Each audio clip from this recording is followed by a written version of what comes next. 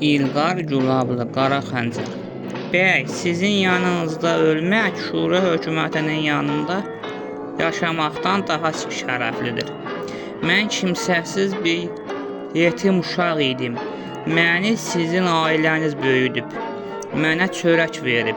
Mənə olunan bu qədər yaxşılıqların qarşısında mən sizi tək qoya bilmərəm.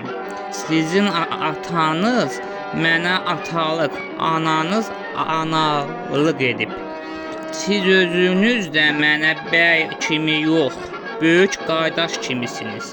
Mən sizin ayaq bastığınız torpağa baş qoyaram. Məni çox istəyirsənsə, mənim xətrimə get. Özün üçün bir həyat qur, evlən, uşaqların olsun. Yox, bəy, bacarmaram, məni bağışlayın. Yaxşı, gəl onunla belə edək. Sən get mənim anam və nişanlım Zinətin yanına. Onları tək qoyma. Mən yoxkən onlardan müğayət ol. Mən indi gedirəm arazi keçib İrana. Bilirsən, Türkiyədə də bizim böyüklərimiz mühacirət hökuməti qurublar. Gedəcəm onların yanına. Mustafa Kemal Paşa Türkiyədə yeni hökumət qurub. İnanıram ki, o bütün Türk dünyasına sahib çıxacaq. Mən də sənə söz verirəm ki, bir gün gələcəm, yarımçıq qalmış işimi həll edəcəm. Azərbaycanı Rusiyanın caynağından azad edib cümhuriyyətimizi yenidən bərpa edəcəm. Sənə söz verirəm, mən gələnə qədər anam və nişanlım sənə əmanətdir. Gözünüz arxada qalmasın, bəy.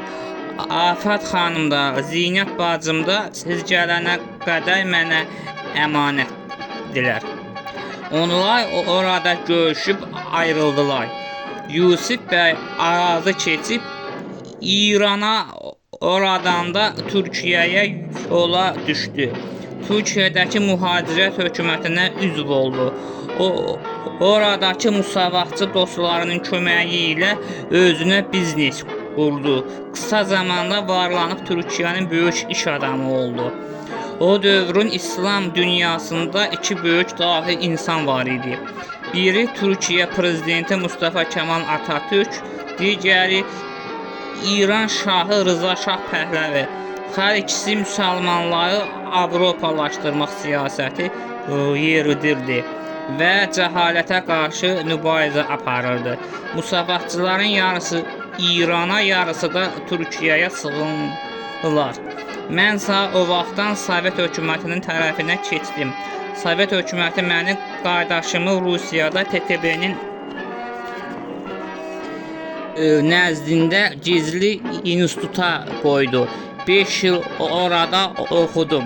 Daha sonra uzun illər qardaşımla birlikdə TTB-də xidmət etdik. Ona görə də gec evləndik. Aradan 10-11 il keçdi. 1933-cü ildə Almaniyada nasist millətçi partiyası hakimiyyətə gəldi. Birinci Dünya müharibəsində ağır məğlubiyyətə uğrayan Alman xalqı bu məğlubiyyəti həzm edə bilmirdi və intiqam almaq istəyirdi. Buna görə də hamı nasist partiyasına səs verirdi. Nasistlər ari irqindən olan bütün xalqları birləşdirib dünyada hegemonluq etmək siyasəti yeridirdilər. Onlar referendum edib respublikanı ləğv edib 3-cü Alman imperiyasını elan etdilər. Təkpartiyalı diktatura rejiminə keçdilər. Adolf Hitler Führer, yəni Alman xalqının milli lideri elan edildi. Nəhayət bütün dünyanın gözlədiyi 2-ci Dünya müharibəsi başladı. Almanlar Avropanın böyük bir hissəsini işğal etdilər. 1941-ci ildə onlar SSRİ-də müharibə elan etdilər. Bu dövrdə müsavatçılar nasist Almaniyası ilə müqavilə imzaladılar. Sovet ordusunda xidmət edən almanlara əsir düşən Azərbaycanlı əsgərləri azad edib onlardan ibarət Azərbaycan legionerləri yaradıb Ruslara qarşı döyüşürdülər. Yusif bəy də Almaniyaya getmiş və Azərbaycan legionerlərinə qoşulmuşdu. Ona polkovnik rütbəsi verilmişdi. Polkovnik Yusif Əzimovun iştirak etdiyi Azərbaycan legionerlərinin və Alman ordusunun birgə keçirdiyi döyüşlərdə Ukrayna və Belarusiya tamamilə işğal edilmiş və Rusiya ərazisinə daxil olunmuşdu. Ancaq Almaniyanın neft ehtiyatı bitmiş, SSR isə Bakı neftinin sayəsində hələ də müqavimət göstərirdi. Hitler Bakını almaq istəsə də Bakıdakı Rus qoşunlarının neft yataqlarını yandırmasından qorxurdu. Onda Almanlar Bakını alsalar da onlara heç bir xeyri olmayacaqdı. Ona görə də Hitler ehtiyat edirdi. Onlar Bakıda köhnə müsavatçıların əli ilə dövlət çevrilişi edib Azərbaycanda hakimiyyəti ələ keçirib qan tökmədən Bakı neftinə sahib olmağı planlayırdılar. Buna görə də Yusif Əzimovu gizli yolla Bakıya göndərmişdilər. Yusif saxta yolla Bakıya gəldi. Çox araşdırıb nəhayət Mahmud bəyin zavodunu tapdı. Mahmud bəy Sovet hökumətinin tərəfində keçdikdən sonra müxtəlif vəzifələrdə işləmiş, nəhayət gəlib Bakıda bir zavodun direktoru olmuşdu. Onun başı işə bərk qarışmışdı. Masanın üzərində kağızları qurdalayırdı. Onun əynində qırmızı rəngdə kostyum var idi. Ağ köynək geyinmiş, boynuna ağ, qara, cızıqlı qalstuk taxmışdı. Saçı və bığı isə ağappaq ağarmışdı. Təxminən 60 yaşı olardı. Birdən qapı açıldı. Onun otağına bir kişi girdi. Təxminən 42-43 yaşı olardı. Əynində qara kostyum geyinmiş, ağ köynək və qara qalstuk taxmışdı. Başına da mavi rəngdə milli papaq qoymuşdu.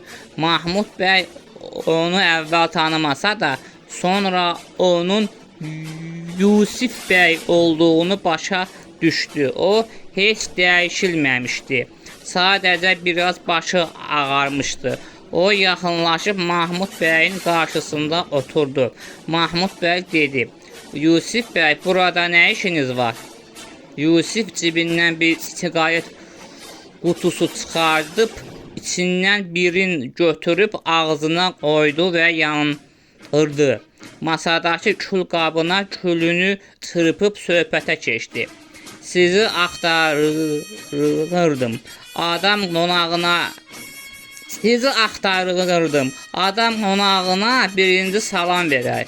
Axı siz qonaqpərvər adamsınız." "Hə, bağışlayın, sizi qəfildən görüb çaşdım. Ona görə hal xətir soruşmadım. Nirsiniz? Bu vaxta qədər xaralarda idiniz?" "Türkiyədə bizneslə məşğulam. Orada yaxşı sərvətim, ev eşiyim var. Cümhuriyyətimizin mühacirət hökuməti orada fəaliyyət göstərir. Ora üzvəm. Kağız üzərində vəzifəm də var."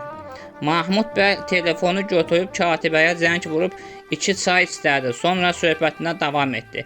"Hə, bəy, bəs məni necə tapdınız? Bilirdim ki, zavod direktoru qoyublar səni.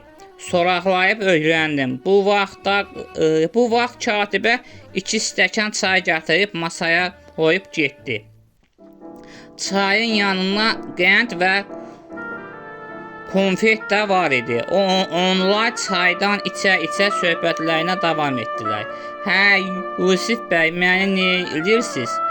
Açıq danışacağam. Mən Alman ordusunda xidmət edən Azərbaycan legionerlərinə polkovnikəm. Alman